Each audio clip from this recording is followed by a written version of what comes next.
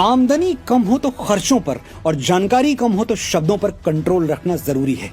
अनुराग कश्यप, तुम्हारी तो आमदनी भी कम है और जानकारी भी, इसलिए दोनों पर कंट्रोल करो।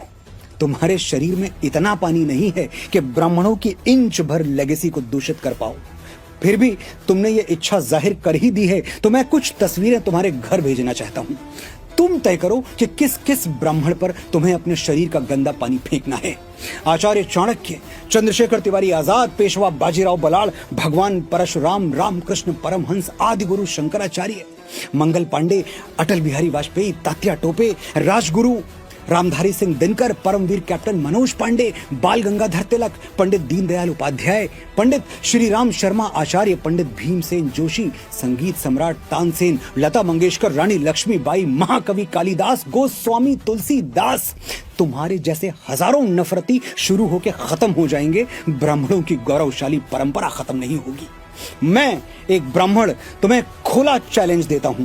इस वीडियो के नीचे कमेंट करके मेरे गिनवाए हुए 21 नामों में से कोई एक नाम चुन के बता दो। तस्वीर भेजना मेरी जिम्मेदारी।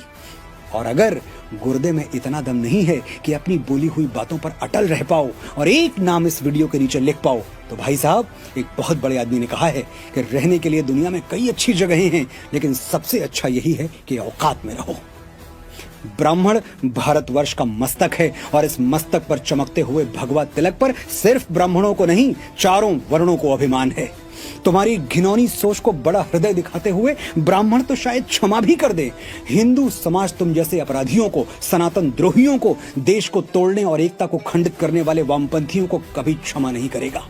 तुम बीमार हो, ईश्वर तुम्हें ठीक करे, आरोग्य प्रदान करे। जरूरत पड़ी तो 108 ब्राह्मण तुम्हारी बीमार बुद्धि के लिए हवन करेंगे। और इलाज के लिए अगर चंदा वंदा चाहिए तो हम ब्राह्मण दान लेना भी जानते हैं और दान देना भी जानते हैं। तुम्हारे इलाज का खर्चा भी हम उठाएंगे।